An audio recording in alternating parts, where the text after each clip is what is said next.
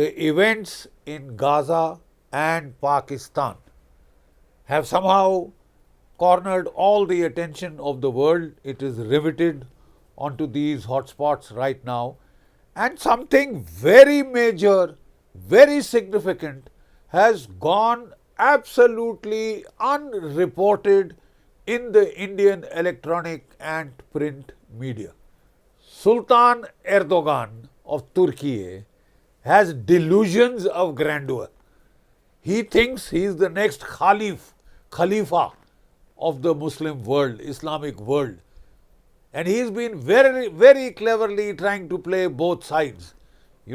Pretend to be a member of the NATO and then yet tell the Palestinians, I am going to save you from Israel, etc., etc. Right? It has been trying to throw its weight around. It has especially been hostile, acting in a very hostile manner towards India. You will be shocked to learn that Turkey had offered to send 3,000 Syrian terrorists to fight on behalf of Pakistan in Jammu and Kashmir. The warriors of the Hamas had been invited to Pakistan-occupied Kashmir to hold joint training sessions and camps with the Pakistani terrorist cartoon networks like the Lashkar-e-Toiba, Jaish-e-Mohammed, etc. Right? Turkey has been trying to muscle its way and show that it is some kind of an Islamic superpower. Right? During Operation Sindoor, Turkey crossed all limits. It gave drones in their thousands to Pakistan. Sultan Erdogan seems to have gone off his rocker. He fails to realize that India is a nuclear power, a space power of consequence. It has the second largest armed forces in the world, which are technologically very, very superior and not to be trifled with. It was essential that India send a clear message to Turkey, thus far and no further. Right? There will be comebacks, there will be pushbacks, we will give you tit for tat. We will mirror image your hostile actions. If you can reach out to our enemies in Pakistan, nothing stops India from an outreach towards Greece and towards Cyprus, which are very, very hostile, which have problems with Turkey. Turkey is in illegal occupation of the northern portion of Cyprus. It has been almost in a cold war with Greece. Turkey helped Azerbaijan inflict a humiliating defeat on Armenia. And since then, Armenia has turned towards India to supply it weapons like the Pinaka, like the ATAG medium artillery guns, like the Akash missiles. India has really gone out of the way to strengthen Armenia. A few months back, our Prime Minister visited Greece and Cyprus to show our solidarity with these countries who are bitterly opposed to the aggressive actions of Turkey.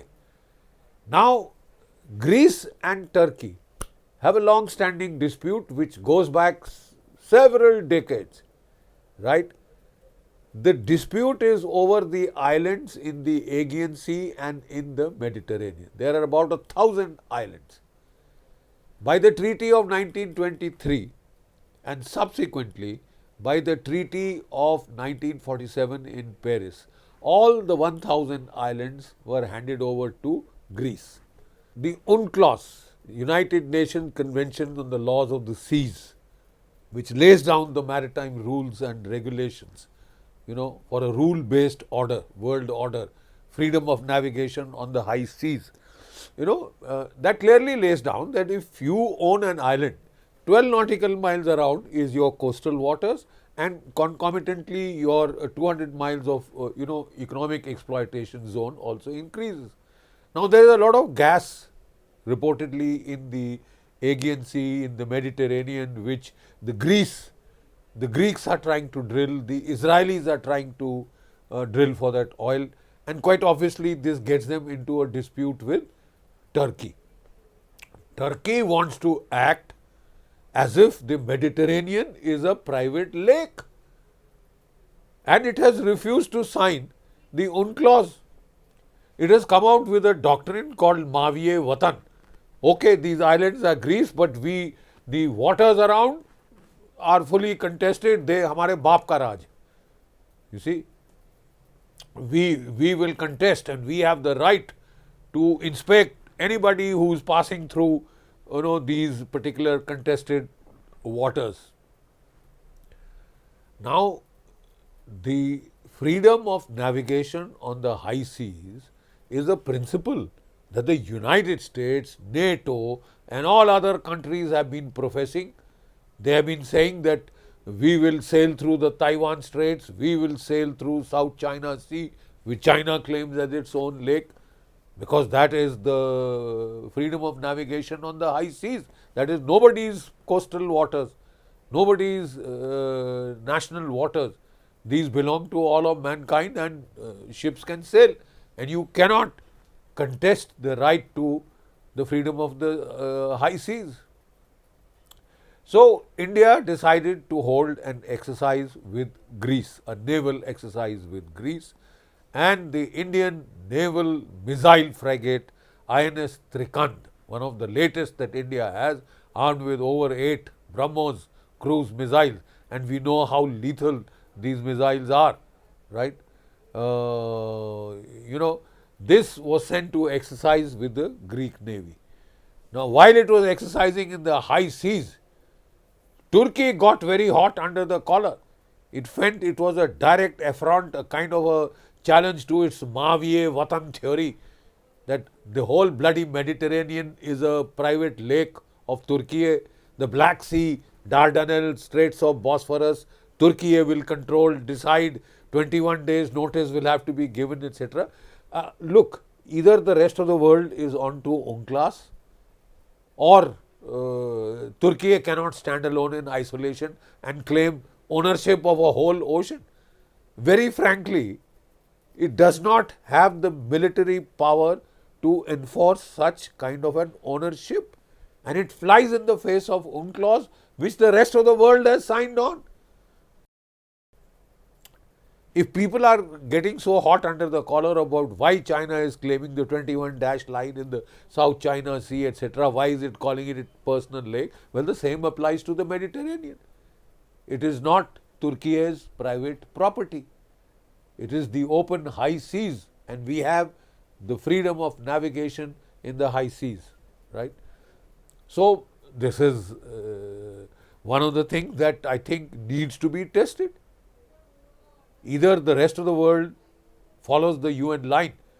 Turkey cannot be a standalone exception, and for that matter, nor can China be. And if the rest of the world contests China, well, so can Turkey's claims be contested and tested. So, while Turkey was, INS Sikand was coming back, the Turks decided that it was an affront to their Maviye Watan doctrine, and they sent a very chilling message to INS Sikand. You are in our territorial waters, you are in our security zone, right? Not territorial waters, but security zone, and state your intention, and we will have the right to inspect. And 3 Turkish warships were sent to surround INS Sikand.